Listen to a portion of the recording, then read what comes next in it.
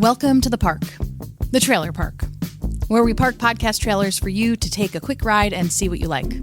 I'm Ariel Nissenblatt, and I love bringing you trailers, short audio teasers to help you discover a new show and or to help you make a trailer of your own. Before we get into today's episode, a quick announcement. We are running a contest to give away a free trailer made for you, music and all, from Little Monster Media. I'll share more information at the end of this episode, so do stick around. On the last episode of Trailer Park, we featured the trailer for Justice Pending. If you haven't checked that out, try it and let us know what you think. Claire and Susan absolutely crushed the art of matching music to the tone of the show. Today, we're going to hit play for the trailer for Up in Smoke. It was actually submitted to us through my other podcast Elevator Pitch. On that show, you can hear the writer and director, Guy Larson, explaining why he thinks we should check it out. So, if the trailer I'm about to play doesn't quite do it for you, maybe Guy himself can convince you. Let's hit play on that trailer, and I'll be back in a few minutes to break it down.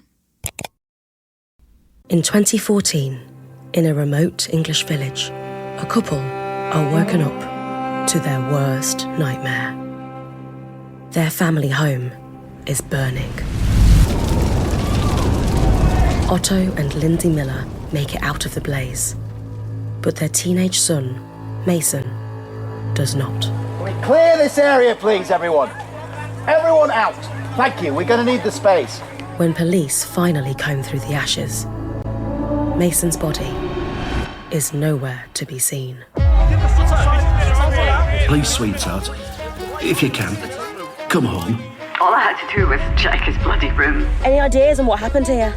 I was teaching the young Mason just last night, and all seemed well. The mystery will bring the world's media flooding into our village.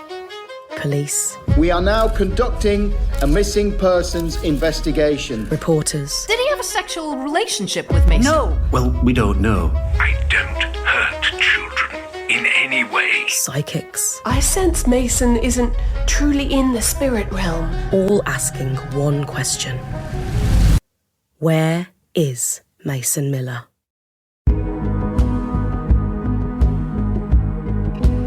Up in Smoke, a dark mystery thriller from Penny Fall, written and directed by Guy Larson and Cambria Bailey-Jones, starring Olivier Award nominee May Mack and Adam Buxton. Follow along at upinsmoke.podcast on Instagram. Subscribe and listen to Up in Smoke wherever you get your podcasts. That was the trailer for Up in Smoke. Check it out, it's 8 episodes, and let us know what you think. Here's what I think. Right off the bat, what an incredibly visual trailer. I could practically see it in my head while I was listening. What's really intriguing to me about this trailer is that I think if it were written as a visual trailer for a movie, it would work just as is, down to the music stopping right before the question, where is Mason Miller? Dun dun. It was super cinematic. There are certain shows that can pull this off for their trailers, and those are the shows that have lots of sound design elements that are really well executed. Having a narrator helps too, because that way the trailer can go in and out of the universe of the show without confusing listeners. The title of this show brings up something interesting. The title is Up in Smoke. By way of the sound design, the actors' voices, and just how clean the tape is from the scene, it's pretty easy to assume that this show is fiction. But the title, Up in Smoke, and the fact that this kind of thing could really happen, makes me think, should the title have a colon after it to share that it's a fiction show? For example, Up in Smoke, an audio drama, or something like that.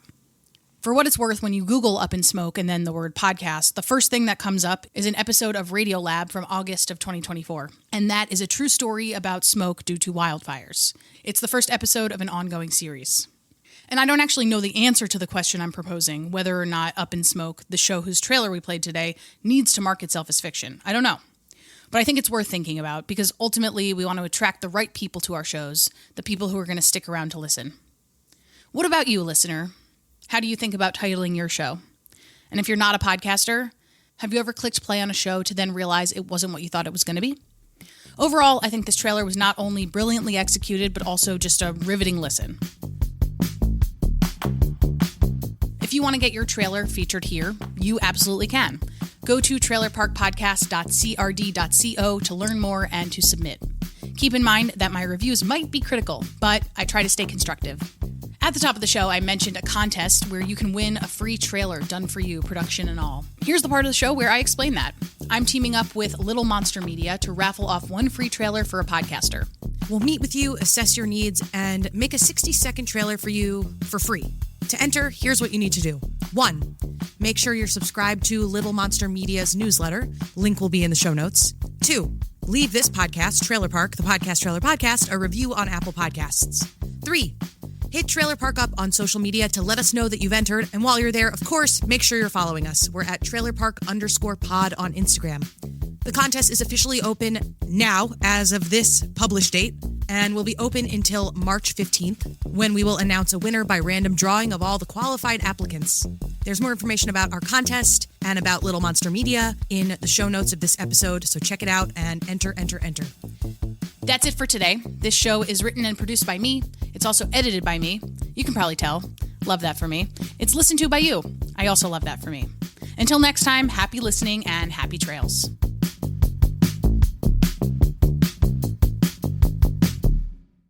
Hello. Hi. Me again. Quick thing. This episode was put together by me and somewhat edited by me, but it was actually mixed and mastered by Adam Flaherty of the Modern Dadhood podcast. He reached out to me via the Podcast Academy Slack channel a few weeks ago and offered to help with the organization of this podcast and to do a bit of editing and mixing and mastering along the way. So thank you to Adam, and from now on, he's going to be helping us out here and there, and I will link to his information in the show notes. All right, back soon with more.